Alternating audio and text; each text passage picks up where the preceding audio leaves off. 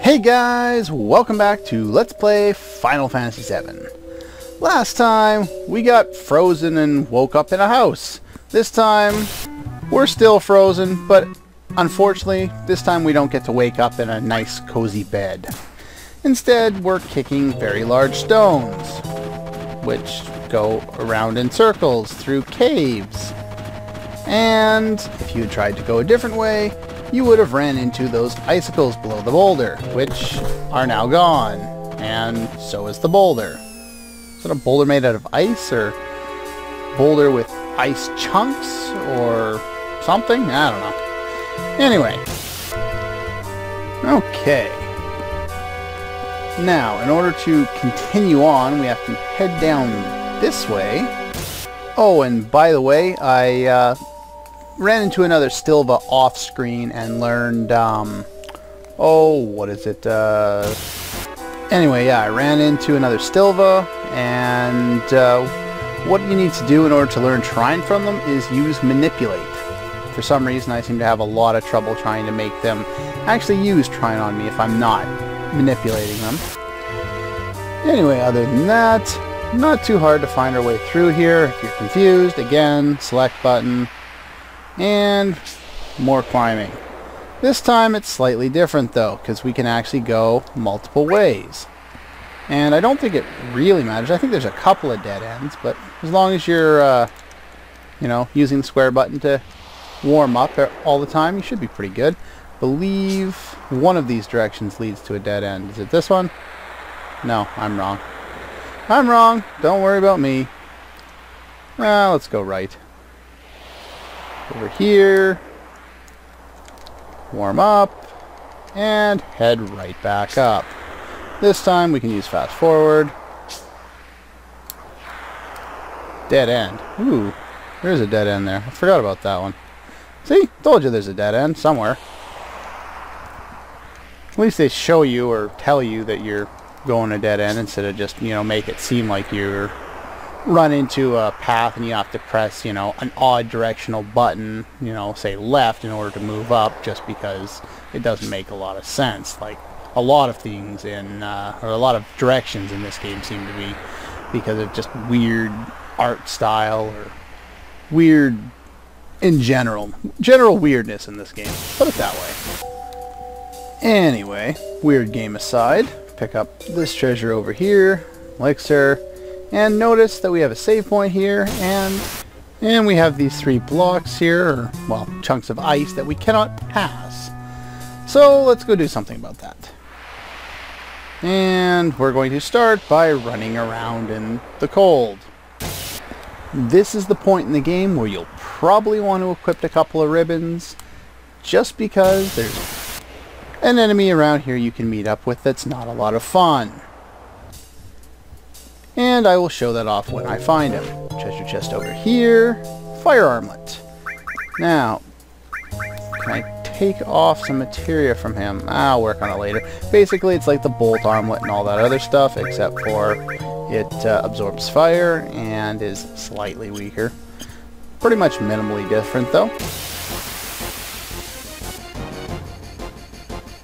Is this a random battle? No, this is scripted battle. Okay, good.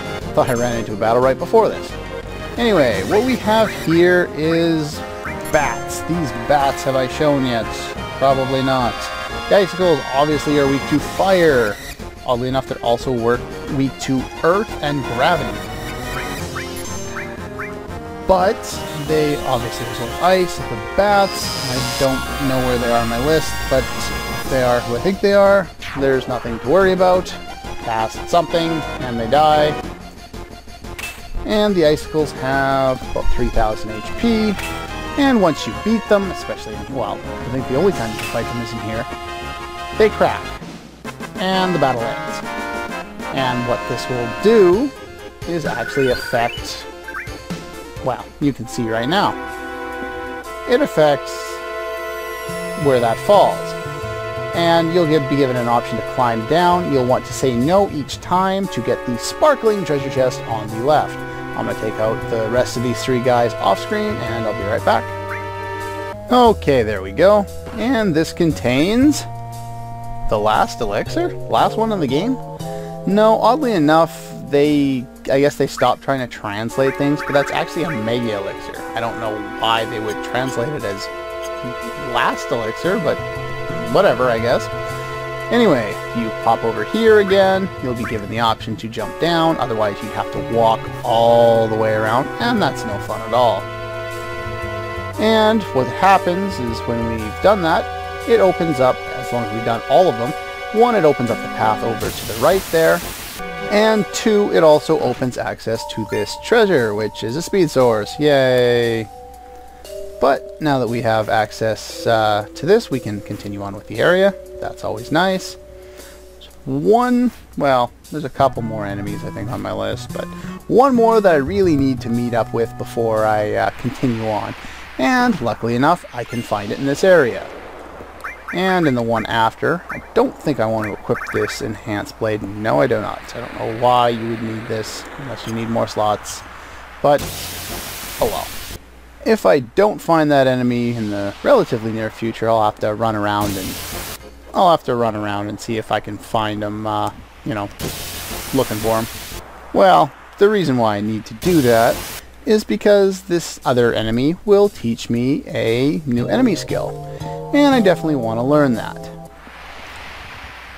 Here's another way you can learn the enemy skill, and probably the easier one, since some of these, I want to go up so I can get to a platform quicker, because the right path takes a lot longer, is because this enemy has, or it shows up more often in this area. So I think I'm just going to run around on the platform, eventually I'll find him, and then we can go from there. Come on, Cloud, find the enemy.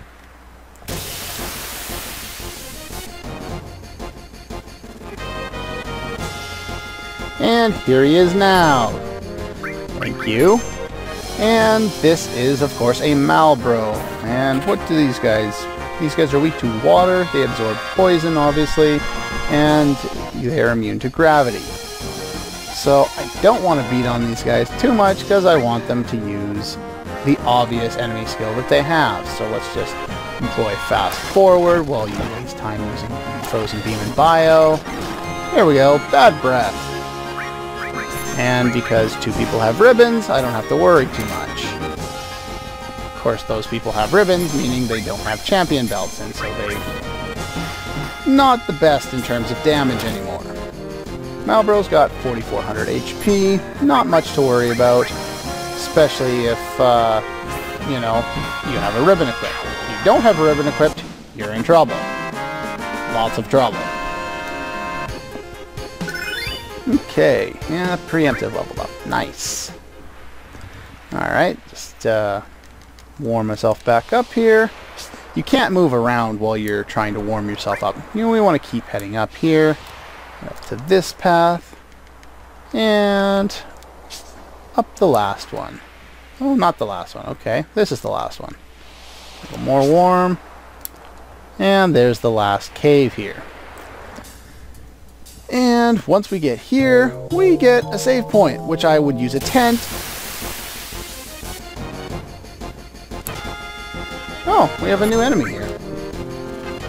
Nothing interesting about these guys. 1,300 HP, and they die. No other real notes that I've been able to put together for these guys. Huh. There's also a blue dragon in this area that has 8,000 HP, absorbs ice, and is immune to gravity. But I haven't seemed to run into him. I think he's the only enemy I didn't run into while I'm here. But anyway, like I was saying, I would use a tent, except for the fact that we have a healing spring. Yay! So I'm going to make a save file, and I'll be right back. Okay, we're back, and there's only one area left to go. That's in here. Whoa! Flying out of the screen. Yay, look at that. I wonder what that guy's doing. Well, it's boss time, but video looks pretty long as is. So you know what? We're going to take out this boss when I see you guys next time.